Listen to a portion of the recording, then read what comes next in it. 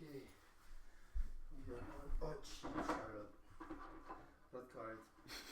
Uber. Okay.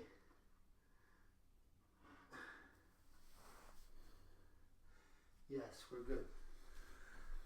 All right. Thank you, Mark, for taking the time to sit down. I'll give you guys a little background. We are brothers. We were born in Albania.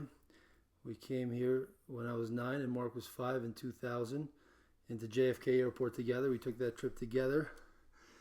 And I'll try to sum it up, not take too long with this drawn out intro, but Mark always, I would say, or most time, took an interest in computers, tech. I was a big gamer. He was a big gamer. And I remember from the beginning, I was very into sports games and RPGs too, I would say. But Mark really had a completely different taste in gaming. You know, I think I guess StarCraft. Oh yeah. Yep. Where I was maybe more Age of Empires. And I just think Mark, honestly, to be honest, back, was always a little more tech oriented and future oriented, if I may say. Or technology. I mean, technology is future, right? You don't have to draw it out too much, but yeah, and for me, to be honest, I'm sure a lot of you guys can relate. Maybe I find technology to be quite frustrating at times. I'd say I'm more people oriented, like to just get the job done, and it's always a little frustrating when there's a technology in the middle to get that job done. But technology is for the better overall, of course. We have a lot of benefits in society thanks to technology. And today, I wanted Mark to sit down with me. I've been wanting to do this for a while and just talk about Bitcoin and blockchain. And to wrap up our story, because it connects to the Bitcoin and blockchain, I got into football, played at University of Buffalo, played in the NFL. Mark really, for the most part, I'd say, and let me know if I'm wrong, stayed pretty true to his core in computers and technology. He did try a few things himself, maybe in his early 20s, but really was always tech-oriented, always was the computer guy for everyone. But and then I'd say about 4 years ago, no, time flies. No, it's about 8 years ago. 2017, Mark, learned about Bitcoin, introduced Bitcoin to me, mining Bitcoin. We have a cool picture of us holding up some GPUs. And I said, yeah, let's do it. He was the brains behind it. He knew it all. And I was kind of just like, yeah, it sounds good. And mainly I trust you. Let's give it a shot. So we made a small investment. And we had a nice run for 6 months, Soko mining. It was a lot more casual than that. Yes. I was just watching YouTube videos and I saw Ethereum mining and Bitcoin mining.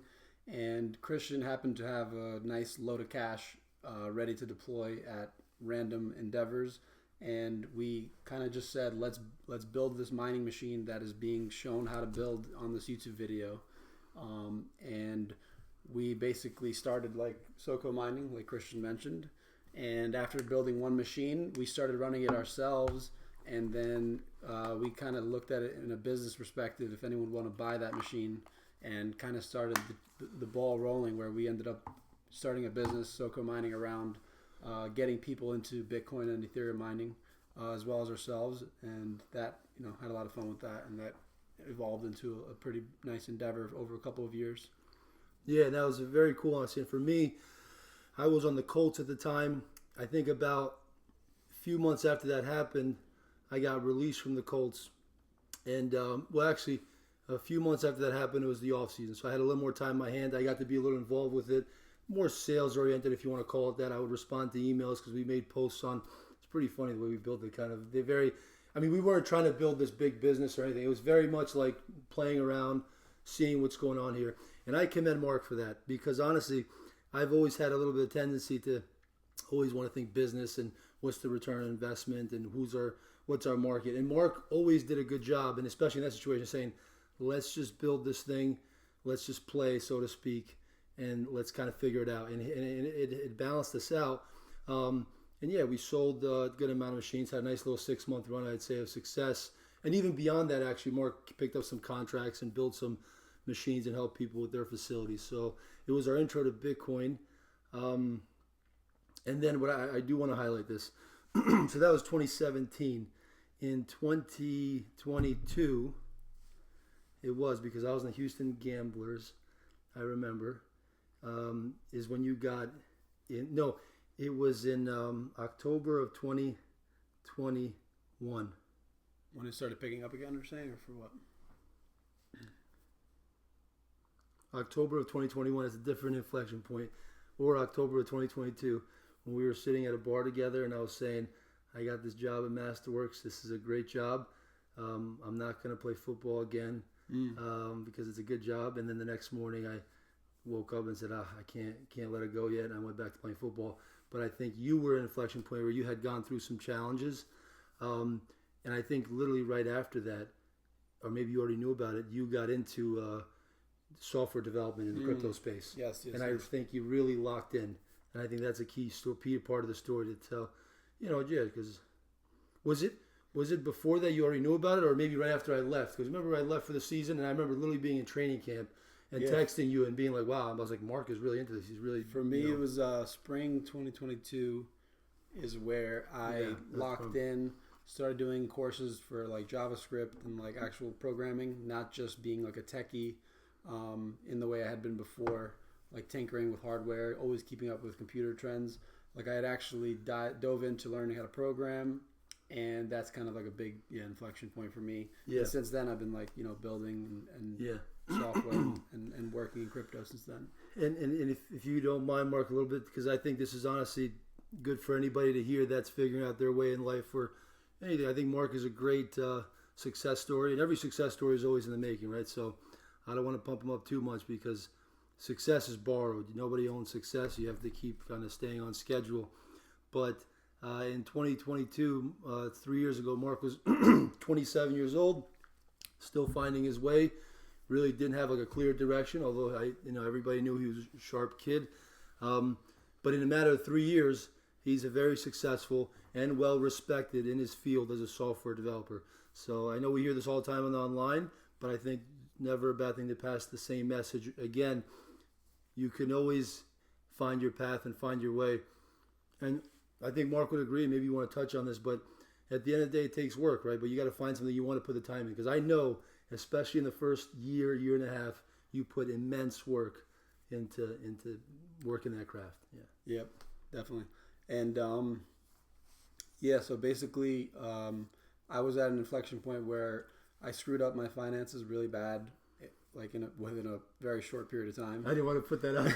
yeah, that's awesome. Good. And basically flip my whole life upside down potentially, or I had to like dig my way out, which is what I decided to do. Which is extremely powerful.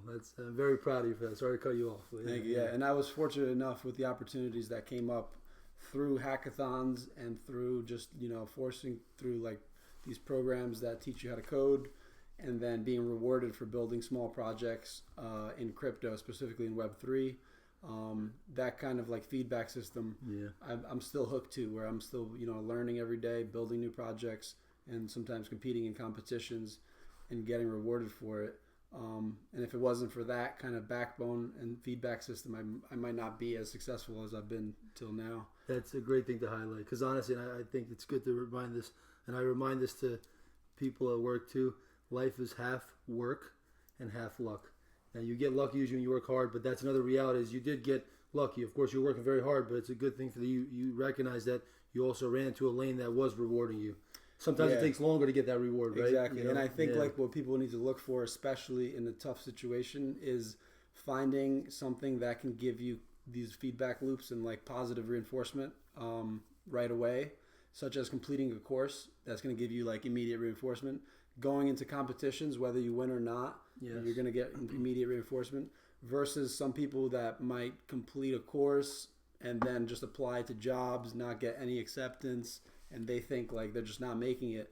But you kind of got to build projects along the way and have like your own structure and setup where you're going to be rewarding yourself for all this work that you have to do. And you really see, my brain is not as sharp as Mark's, so. And I do this at my work too. I have to write notes on what I want to say, or I'll forget them. I saw this thing on Instagram. We see a lot of things on Instagram that said 27 is the age where a lot of people burn out in corporate world because they realize, and to your point, feedback loops. In high school, you graduate. In college, you graduate. There's always a year done, you get to the next year. 4 years done, you get a diploma. And 27, if you think about the math, it's 5 years out from your college degree. and there's kind of that reality of like, man, I didn't graduate.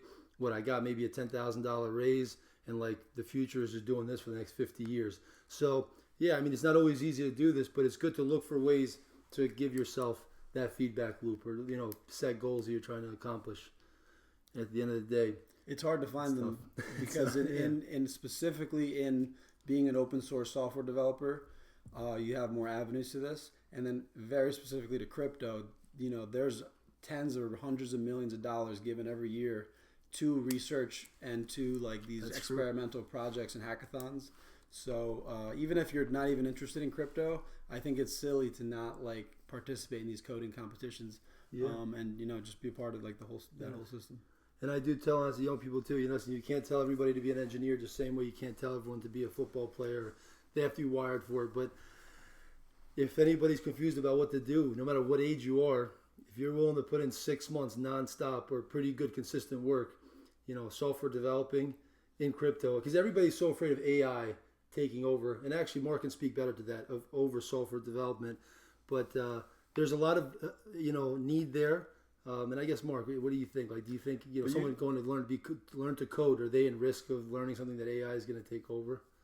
No, definitely not. Yeah. And you're like, if anything, like everyone's at that risk the same way. You're just positioning yourself like better than other people, I think. Correct. Yeah. And it could also be though, like you could literally, have the same hacker mindset to becoming a community manager or a public figure for any kind of hobby or anything, but just taking on like that kind of mindset where you're like growing on something specifically like this is for like tech and like staying at home studying and doing things online, but maybe it could apply to other things, but definitely online you can become a better community manager. You can start connecting with different whatever field you're in, make a page for it, start building. I got you. That's a big point. Actually, you say no matter what you're doing, it's really important to try to connect with community. Yeah, that's true. In every field, in finance too, you have all these finance groups and conventions, and that's the point of those, is to try to stay locked in, and it gives you a sense of purpose and what the industry is building towards and how you kind of maybe fit in. Yeah, because I'm trying to like extrapolate my example and specific, experience with crypto and hackathons, which might really not exist in other fields and other places. But it does to an extent. There's probably some things to learn there. It does. I think for you it exists more because that's a field that's being heavily invested in right now, obviously.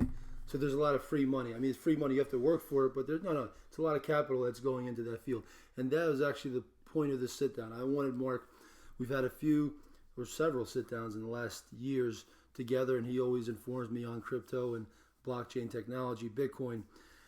And I always felt it would be great to have this conversation on camera and to have Mark educate myself, and whoever is looking to learn more. Obviously, there's plenty of content out there, so I'll try my best to, we'll try our best to orient this in a way. It's coming direct from the source, somebody that's working in the field.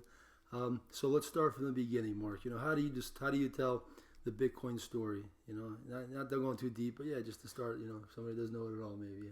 Sure. So, without giving much like planning and thought to it. But we're keeping it casual. Yeah, I don't want to put you on the spot. Yeah.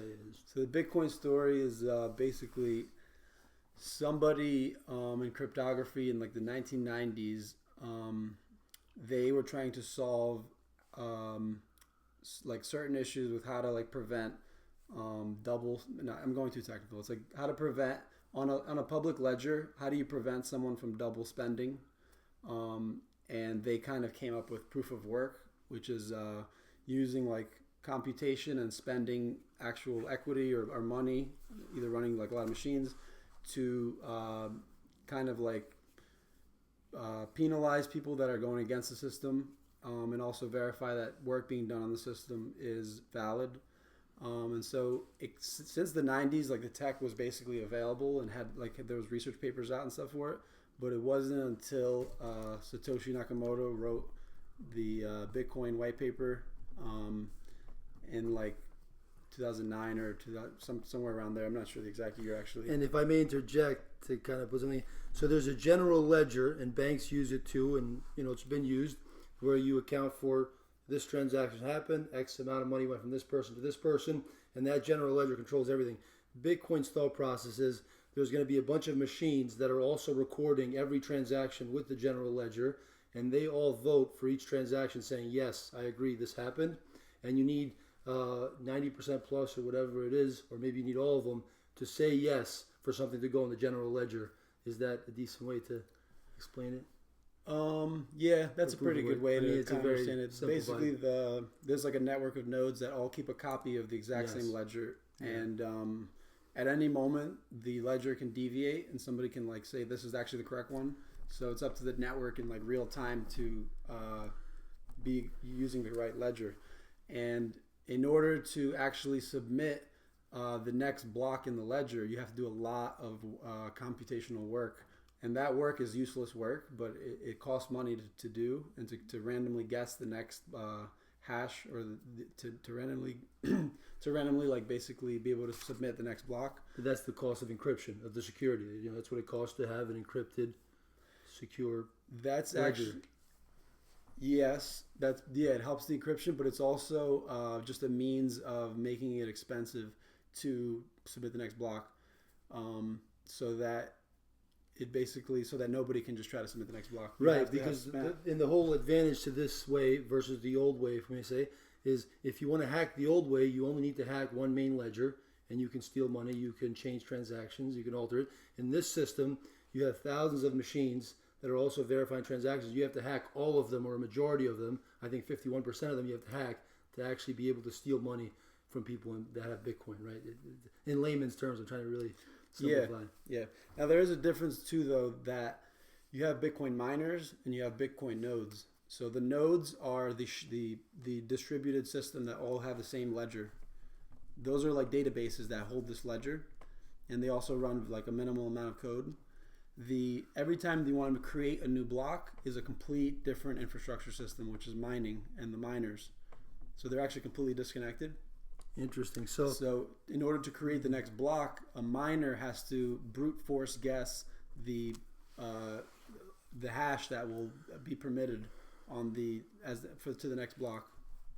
Okay, so brute force guess. So the nodes are databases that are holding the databases of each transaction, and the miners are the ones that go from block to block. That create the next block. That unlock the next block. So the miners are getting information from the nodes, of course, and copying it over, and then they're submitting that information along with their ability to solve a very complex math problem to prove that they are who they are.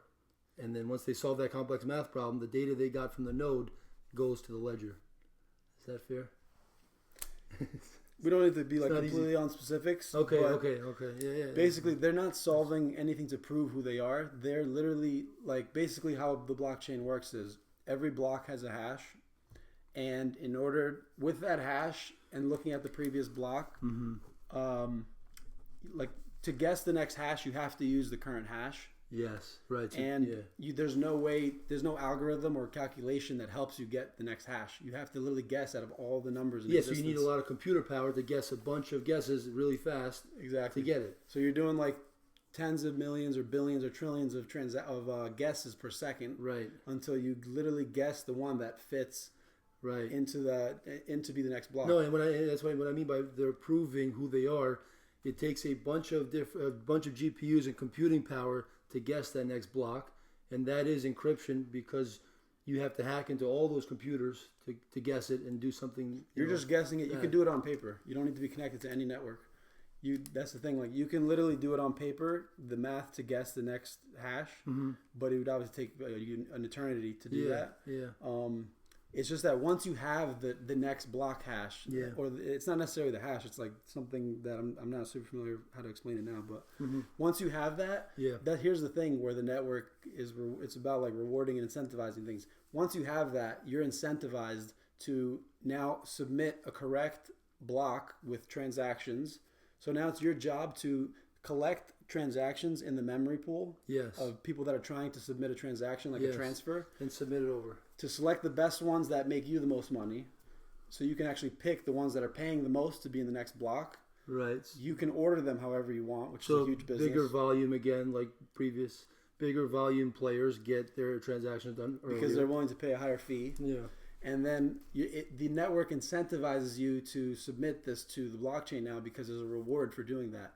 you get a huge Bitcoin reward, and you get to extract fees from all of the people paying. Yes, and if you submit something that the other miners are not submitting, it's going to be a waste for you. Like if you're trying to steal money and you submit a transaction that is faulty. Yes, except yeah. Because I keep going back to this because I think that's an important piece. That's the point of Bitcoin, is that it's not one third party like a bank that you're trusting. And I have nothing against banks. I want to make it clear. I don't think like Bitcoin's going to, because this is a thing in Bitcoin, in the Bitcoin community, and I'm not for it, honestly. I like to be balanced. Banks are not perfect, but banks have been built over a long period of time, and it's the best we have in payment processing and storing value. And some people would think that banks are evil. They have the reason for it, and that Bitcoin is going to just fix everything overnight. I'm not that believer, but this is the value proposition of Bitcoin, is that instead of one third party, the bank or Visa, having the control of the ledger, now it's not that way. It's a bunch of miners, and let me know where I missed there. Yeah. Exactly. No, but the one thing that you're reminding me is that anything with a 51% attack or changing things in the ledger or changing balances, it can't happen at the next block level, because the next block can only submit what the next block could be, which right. If you do any kind of thing wrong, like submit somebody that has no balance to do something with their balance, nobody's going to accept it on the node. None of the nodes are going to accept it, because you can just tell. He's not been in the previous blocks. Exactly. Like based on, you can't do any kind of like manipulation at that level. The 51% attack risk is these nodes disconnected from the miners. If you take control of 51% of them, you could completely alter the blockchain to any level. Like you can like double spend, where you send 5 Bitcoin and you send it to 10 addresses at once, and then you can write. And if you have 51% of computers saying that this transaction happened, it'll happen, and then you'll have exactly. And this has never happened in Bitcoin. Ethereum, I don't know, the main ones, I guess. Has there ever been a hack? No, it hasn't. And the thing with this being like a living organism in a public ledger, if that ever happened, there would just be a hard fork where people can vote to actually allow the cheating to have happened. Yes. Or they can all switch to the other fork, which didn't allow it to happen. And these are common in the Bitcoin and blockchain world, is forks and this happens a lot of times, even when there's disagreement in how something should be done. A fork happens. The people that want to change the way things are done go this way. The people that disagree with it go this way. And this is the beauty, honestly. This is probably the biggest value prop in blockchain technology, is it's a vote system. Even if all the capital, and we'll talk about this later, if a lot of private equity and capital wants to do things a certain way, but if majority of people, they could be meme people, they could be whatever, majority of people go with the other fork and do transactions in the other fork, that other fork has more volume and it lives, and the other one dies. So it's not about, there's a big piece that actually it's important to know about blockchain right now. It's not about where the capital is going always. It's really about where the volume is going and where and the network. Attention. Yeah, network. And it's interesting. Social media has done that too, in a way, if you think about it.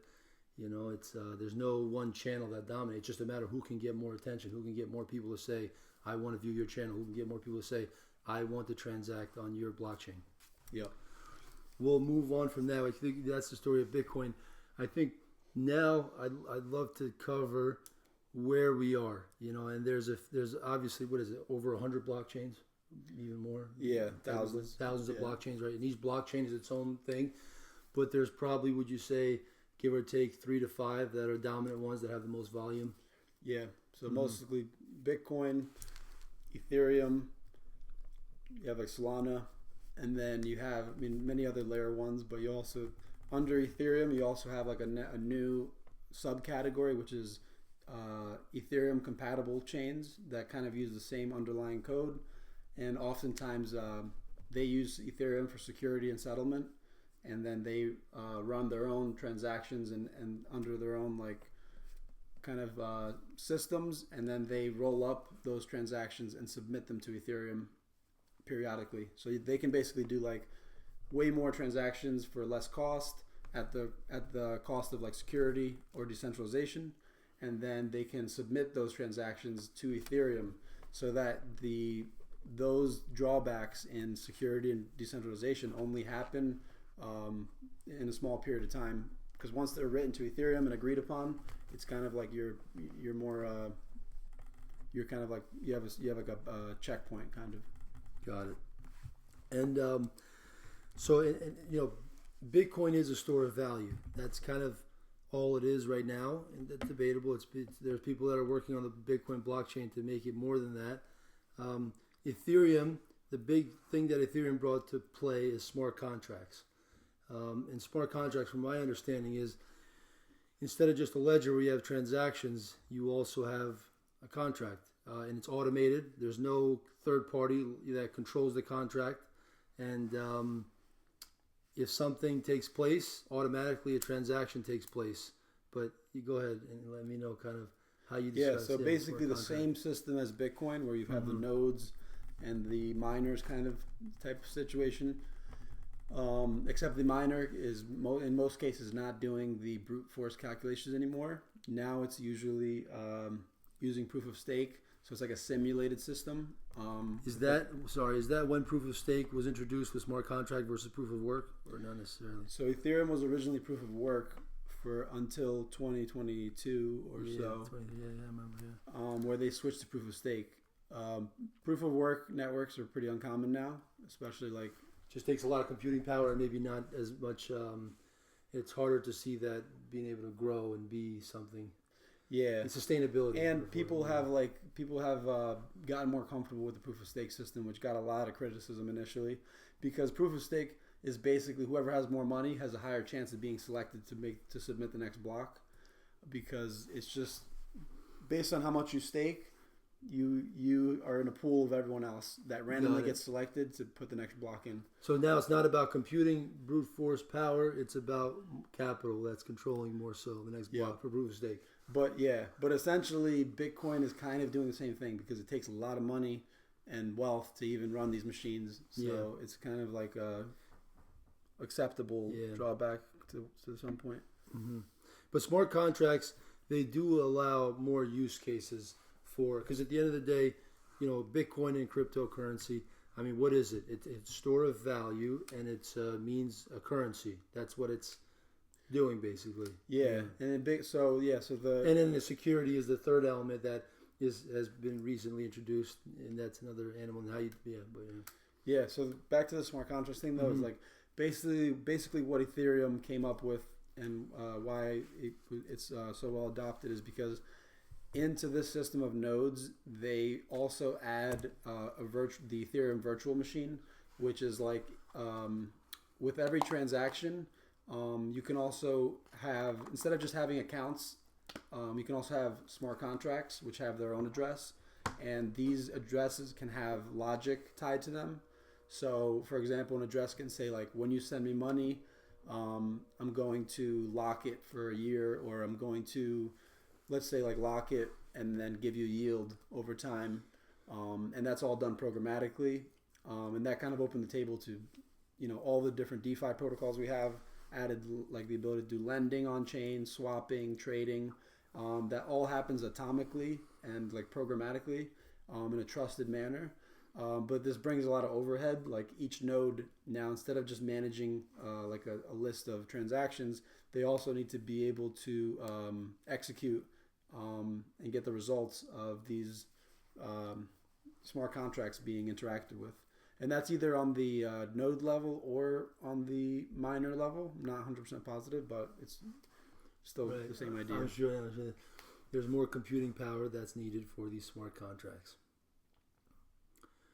If you're getting a headache trying to keep up with this, for the nodes, I'm right there with you. But no. For the nodes, because the miners now have like almost no computing power required because it's just a simulated system, kind of, instead of having to run all that. Got it. And so, I want to get back to the different blockchains, right? And if we can help people summarize and help me summarize, and all of them are tailored to do something a little different, or they have a different view on how blockchain technology should be used. So you have Bitcoin, which is the first one. Ethereum was the first one that kind of became big after Bitcoin, and then you have Solana, and then I think Near probably is there too in the top guys. And Base. Near is one of them, and Base is which was the one that Coinbase is a very interesting piece. Coinbase, a lot of people know Coinbase publicly traded company. Most of their money is made, or at least was made. Now they're transitioning by being a cryptocurrency exchange.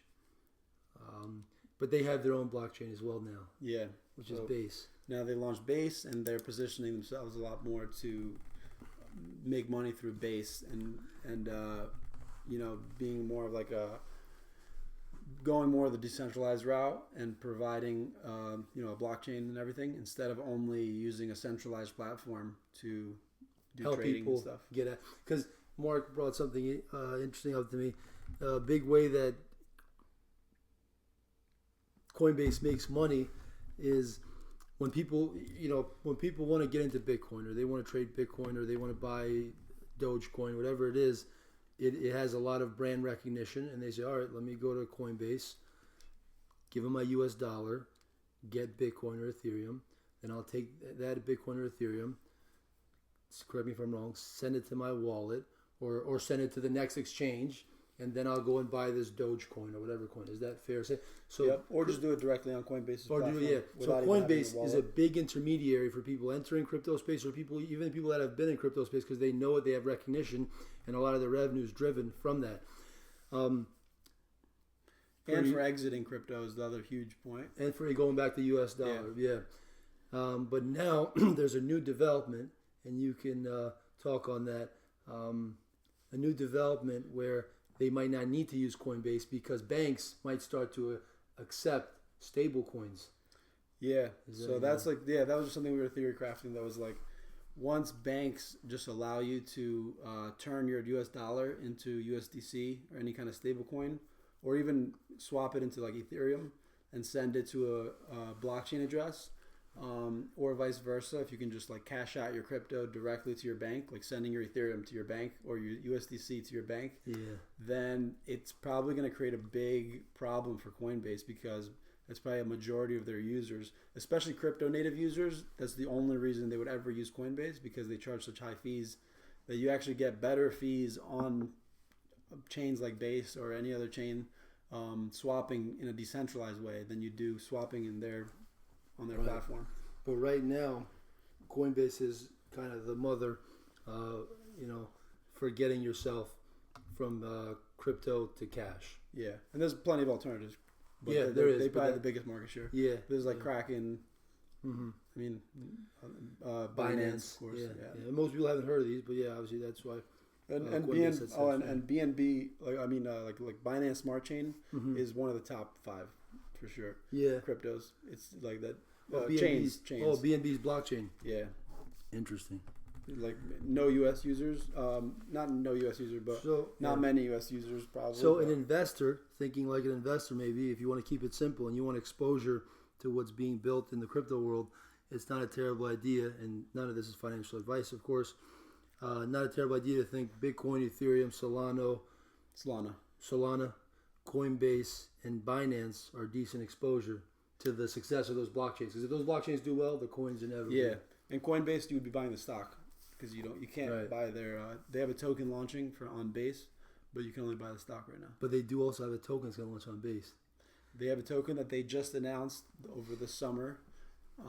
They had never said. They always said they have no plans of launching a network token. And because I know there's so many legalities and lawyer, this is nerdy lawyer stuff that's very exciting, because it's a whole new world of allowing a company who is a security listed, as a security, now is going to benefit from launching a token, because Coinbase does own Base, and they have a weird way they structure it where they don't have control of it, but they definitely have a big equity share in it. It's their they definitely profit from it like heavily, and I don't even know how much they disconnected it. It might be still pretty connected, honestly, but maybe for legal reasons they did disconnect it in ways. But for sure, if you're a Coinbase stockholder, you're going to benefit from Base doing well.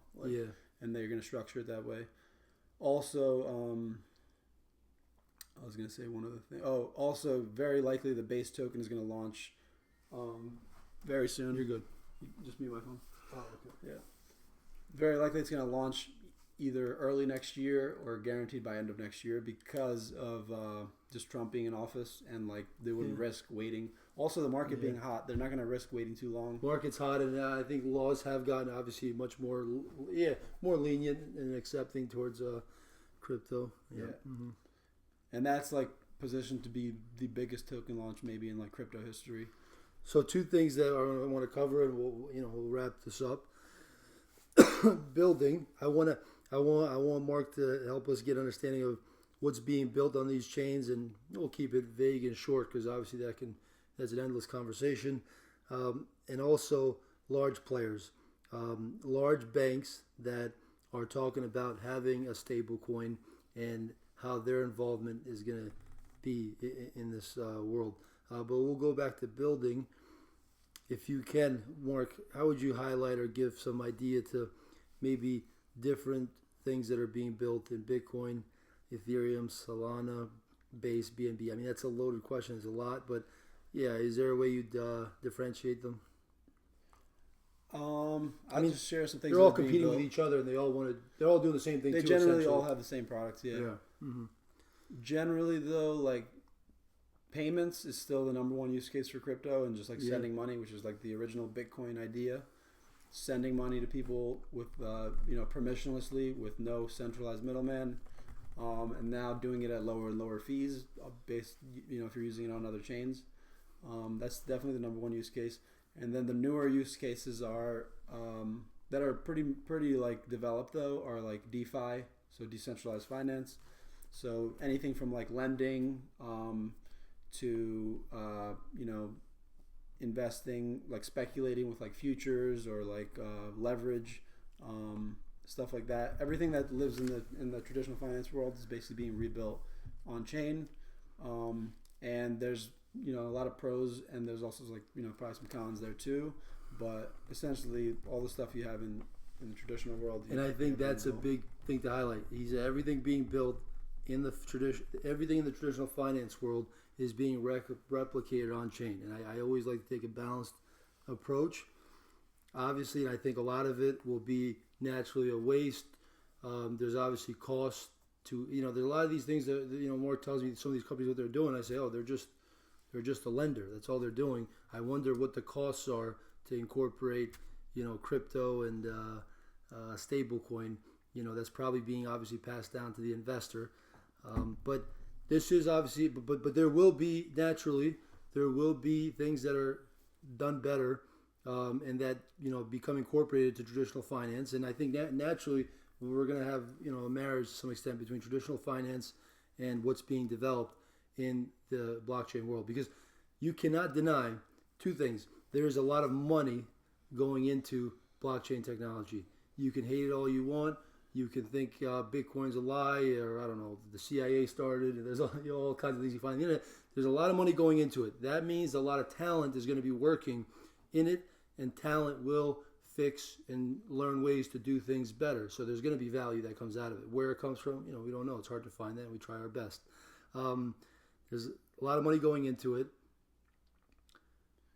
There's a lot of new things too, and also the culture of like crypto. That there's a lot of research and like culture-driven things that wouldn't exist if it wasn't for these initiatives. Such as like having like decentralization and being able to verify things through code as like a core property that something needs for you to use it, or even if it's like just a product. So that is like a big difference too. Whereas in traditional finance, you don't even have that option really. Like you might still you do kind of you're going to pick the more trusted bank versus another one, but you can't verify what's going on in that bank with your money the same way that you can with a lot of these protocols and things that are driven in crypto. So that is like a big shift in the way products are being built and what users are kind of also wanting. And then, so I forgot the second thing, but so the first thing is a lot of money is going into it. And the number two, a lot of executives at large banks and payment processors, Visa, Stripe, are very involved.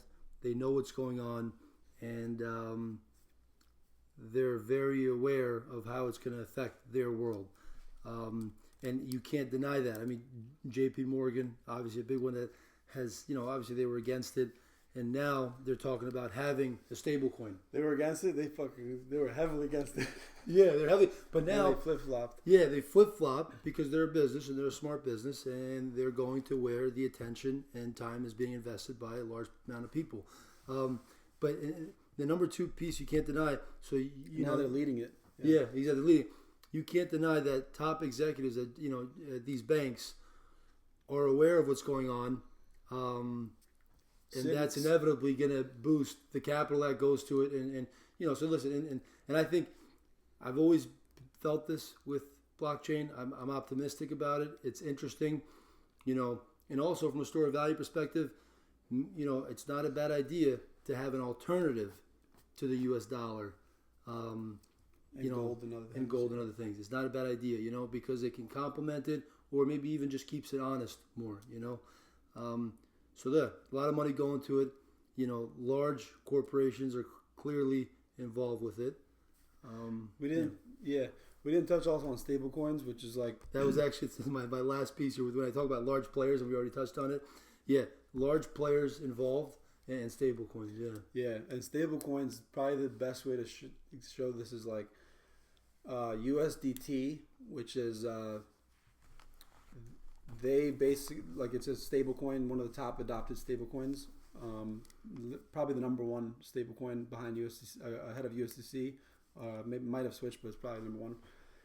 They have one of the smallest teams in crypto, and they are percentage wise, they have the highest revenue per employee. They're not number one. Now the new protocol, Hyperliquid, is, which is a crypto trading platform. But it goes to show that providing stable coins and the business model that they built, that's being heavily adopted and used, is very, very profitable. So that's why, for sure, banks and everyone else is not just closing their eyes to this, because let alone the massive tech changes that are going to happen and the benefits in the tech that's going to bring to everyone by using stable coins. But there's also just massive profits and a great business model in the whole stable coin system. And something else that I think is really important to highlight, and when Mark talks to me about this, one thing I bring up, I say, okay, so this is the one big problem with crypto is you see all these coins that make no sense, Doge, whatever, and they get all this traction on everybody. It seems to be just a hype machine. It's all about following hype. There's truth to that is a negative. The nice thing to that, as crazy as it sounds, there is a positive piece to that, because what that means is votes and people and volume are winning over large capital. And let me explain that. So like I said to Mark, there's got to be a blockchain that says we're not going to promote hype. We're going to build something with no revenue desire in sight for the next 5 years, let's say. But we're going to really work on building something that is beneficial for the future. Maybe I'm not explaining this that well, but and I said, why doesn't that happen? I'm sure maybe it has happened. What are the blockchains that are saying we are not hype based, we are traditional based, we like the technology, and we want to build something that is long term sighted? And Mark quickly says, oh yeah, I can name a bunch of those, and they all have no traction, no volume. Yeah, if you want to touch on that. Yeah, yeah. Basically, because I remember we were talking about this. Basically, we can go to any level of the spectrum, but memes are the worst end of the spectrum, where somebody launched 6-7 coin on Solana, and it now has. And the idea of 6-7 coin is this coin has to be worth at least 67 million market cap, because every single kid in America is saying 6-7, 6-7, 6-7. That's stupid shit. And there's all these other memes, and people are buying these other memes which have no value, and they have this much market cap. 6-7 should have market cap. Now that's the worst example of what we're talking about. Yeah. But that has traction. Whereas somebody building something that actually has very good intention, a lot of capital behind it, the right people behind it, gets no traction. Yeah, unless you do have a real unless you actually hit a real funnel and profit model and everything. But the nice thing about that, there actually is a good side to this, and I think it's very powerful. it's no longer in the blockchain world. And this is in social media. This is kind of the new world a little bit. The large capital and big players don't have as much power anymore. What has power is the people, and wherever the people decide they want to put their money, wherever they decide they want to transact their coins, that's what gets traction. And there's a beauty to that that gives you a sense of you can build something in the blockchain world from the ground up, one person alone, two people alone, and as long as you're building, as long as you have enough people following you and using your coin for whatever use you think it's good for, you will grow, and you've seen it time and time again, you will grow exponentially more than the large private equity backed one. And there's some beauty to that for sure, obviously. Yeah. And then the other thing with that's worth mentioning is like when you're buying 6-7 coin, yes, you're buying a stupid meme, but was there ever a way to invest in the 6-7 meme before this coin? No. Like, you can't like invest that more people are going to tweet about this in the next year, that more people are going to have interest in mindshare about this in the next year. But with a coin, even though it's very fragilely backed to the actual interest in it and stuff, you have a way to leverage yourself now into this meme. And if you scale this towards actually important things and protocols and concepts, the same thing kind of applies. So when there's a new breakthrough technology that's like still at the research stage and there's no startups to invest in that are building in this, and there's no tokens, there's no stocks, anything like that, crypto is the first player to actually give you a way to leverage into these things, with people doing like token raises, product launches, or even memes. Like if there's something new that you want to get leverage into or buy into, you can now do that with crypto. Yep. We'll wrap this up by, I want to highlight Mark's Twitter. He's honestly become a respected person in the world, so I invite you guys to follow his Twitter and see what he's building. Yep, it's soko_eth. Soko_eth. And he keeps it very real. None of it, which I give him credit for, none of it comes off promotional.